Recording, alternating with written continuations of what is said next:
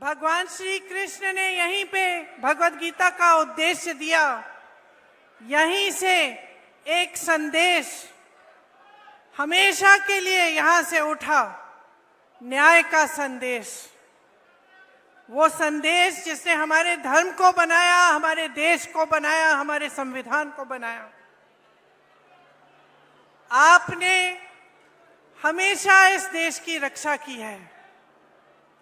यहाँ के किसानों ने, यहाँ के जवानों ने, यहाँ के खिलाड़ियों ने पूरे देश का सम्मान रखा, देश के हित का सम्मान किया, उसकी सुरक्षा की। आप अपने बच्चों को पालते पोसते हैं, आपके ही बच्चे हमारी सरहद पे जाकर हमारे देश की सुरक्षा करते हैं, जान देने के लिए तैयार रहते हैं। हर पल हरियाणा के प्रदेश के बच्चों ने, आपके बच्चों ने, यहाँ की बहनों ने, यहाँ के बुजुर्गों ने पूरे देश का सम्मान सुरक्षित रखा है। 10 सालों से आपके प्रदेश में भाजपा की सरकार रही है और आपको इस सम्मान की सुरक्षा करने के बदले में इन्होंने क्या दिया? आपको अपमानित किया और आपका निरादर किया। हर स्तर पर आपका निरादर किया। यहाँ क्या किसान इस पूरे देश का अन्नदाता है। आपने आंदोलन किया, 3 काले कानून लाए, आपने आंदोलन किया, आप खड़े रहे, डटे रहे। आपको क्या मिला? आंसू गैस मिली, लाठियां मिली, सुनवाई नहीं मिली। आपको कहा गया था कि एमएसपी मिलेगी। आज भी जो एमएसपी है 24 आपके जो उपज है उन पे दे रहे हैं, इनमें से तो 10 आप उगाते ही नहीं है। यहां आपके साथ विश्वासघात हुआ हर स्तर पर। नौजवानों के साथ देखिए, यहाँ पे इतनी बेरोजगारी है कि मुझे बताने की जरूरत नहीं है। आप हाथ उठा के बताइए कितनों को रोजगार मिला है इस सरकार से। एक हाथ नहीं उठेगा, सब मना कर रहे हैं। यहाँ के नौजवान कर्मठ हैं। हम दिल्ली के बड़े शहर में देखते हैं, दिल्ली में, मुंबई में, अलग अलग शहरों में यहाँ से पलायन करके जाते हैं। रोजगार वहां मिलता है तो हम खुद देखते हैं। जब भी मैं मिलती हूँ, कोई हरियाणा का युवा है, मुझे मालूम होता है ये कर्मठ बच्चा है, मेहनती बच्चा है, इसका आत्मसम्मान है। लेकिन हरियाणा के अपने प्रदेश में जो 10 सालों से सरकार चल रही है, उसने इसका भी सम्मान नहीं किया।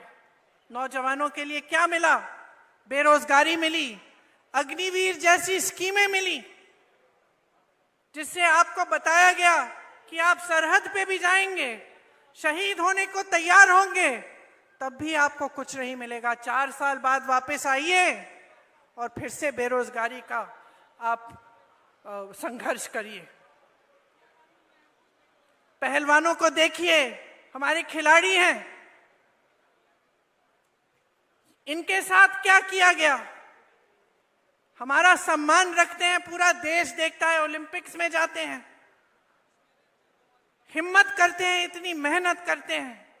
मैं जानती हूं कि गांव-गांव का बच्चा हरियाणा में मेहनत करके आगे बढ़ता है स्पोर्ट्स में।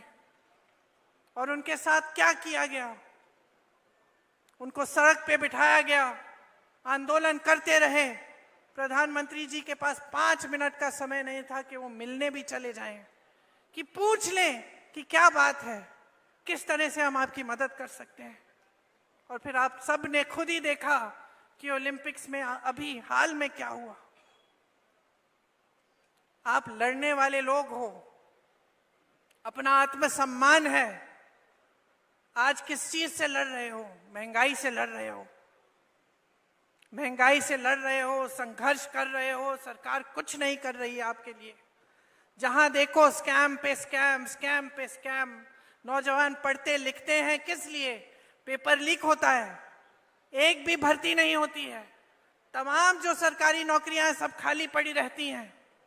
तो आपके सामने आपका भविष्य क्या है? आज आत्मसम्मान से जीना है, न्याय चाहिए, तो इस सरकार को फेंक निकालो, हटा दो इस सरकार को। कुछ नहीं मिला है आपको इस सरकार से, सिर्फ बड़ी बड़ी बातें। और मुझे ताज्जुब होता है कि बड़े से बड़े प्रधानमंत्री भी यहां आते हैं, वही पुरानी बातें कह रहे हैं जो 10 साल पहले कही। आज वादे कर रहे हैं कि वो ये करेंगे, वो करेंगे, एमएसपी करेंगे, रोजगार दिलवाएंगे। अरे 10 सालों में क्यों नहीं किया? 10 सालों में किसानों की सुनवाई क्यों नहीं हुई?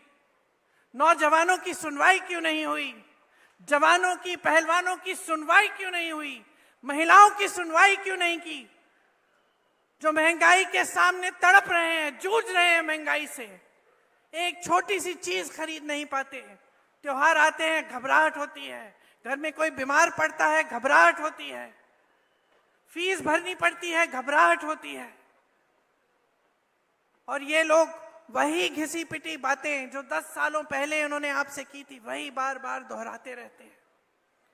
कोई नई स्कीम इन्होंने निकाली आपके लिए? एक स्कीम निकाली, ये जो परिवार वाला आईडी कार्ड है, ये है इनकी नई स्कीम। परिवार पहचान पत्र कहते हैं, ये परिवार परेशान पत्र बन गया है। इसके लिए भी आपको परेशानियां ही झेलनी पड़ रही हैं, इसके अलावा कुछ नया नहीं लाए हैं।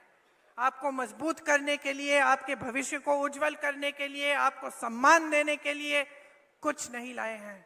शैलजा जी ने कहा कि यहां कांग्रेस की लहर है, हुड्डा जी ने भी कहा कि पूरे हरियाणा में कांग्रेस की लहर है। मैं कहती हूं ये आपके सम्मान की लहर है, ये आपके सम्मान की लहर है। अब समय आया है कि संविधान के द्वारा जो आपको वोट दिया गया है, इसको आप एकदम सावधानी से आप इसका इस्तेमाल करें। अगर आज आप बट जाएंगे और किसी भी राजनीतिक दल ने आपको बांटने की कोशिश की और आप बट जाएंगे, आप इनके बहकावे में आ जाएंगे, तो आपको अपना सम्मान वापस नहीं मिलेगा। इस संविधान ने आपको सम्मान दिया है, इस संविधान ने आपको हक दिया है, अधिकार दिया है। इस संविधान को बदलने वाले जो बात करते हैं कि इस संविधान को बदलेंगे, उनको आप बदल डालें। ये सम्मान की लहर जो पूरे प्रदेश में फैली हुई है, इसको और भी मजबूत बनाइए। भाजपा जा रही है, कांग्रेस आ रही है, आपका सम्मान आ रहा है। आप मेरे साथ एक बार कहिए, भाजपा जा रही है, कांग्रेस आ रही है। डटकर वोट दीजिए। कांग्रेस के जितने भी नेता हैं, ये आपके लिए समर्पित हैं। ये हमेशा से जमीनी नेता रहे हैं, यहां पर सब मंच पे बैठे हैं। मेरे बड़े भाई राहुल जी, जिन्होंने पूरे देश भर में यात्रा की, इससे बड़ा समर्पण आप मुझे पूरे देश भर में दिखा दीजिए, जो आपके लिए अपने जान देने के लिए तैयार हैं, जो दिन रात आपके लिए, आपकी एकता के लिए, आपके सम्मान के लिए काम करते हैं। हुड्डा जी बैठे हैं, शैलजा जी बैठी हैं, तमाम हमारे कार्यकर्ता, हमारे कांग्रेस के पदाधिकारी बैठे हैं, सब आप ही के लिए समर्पित हैं। हरियाणा को मजबूत बनाने के लिए, हरियाणा के विकास के लिए, आपके लिए दिन रात काम करके दिखाएंगे। आप हमारे हाथ मजबूत करिए, इस चुनाव में दिखाइए कि आप आज भाजपा से थक चुके हैं, ऊब चुके हैं। आप आज एक नई सरकार चाहते हैं जो आपके लिए काम करे, जो 24 घंटे आपके सम्मान को उभारे और आपको मजबूत बनाए। आपको बहुत बहुत धन्यवाद। लंबी बात नहीं कहना चाह रही थी, मैं जानती हूँ आप राहुल भैया की बातों को सुनने के लिए बहुत इंतजार कर रहे हैं, इसलिए अब मैं राहुल जी से कहती हूँ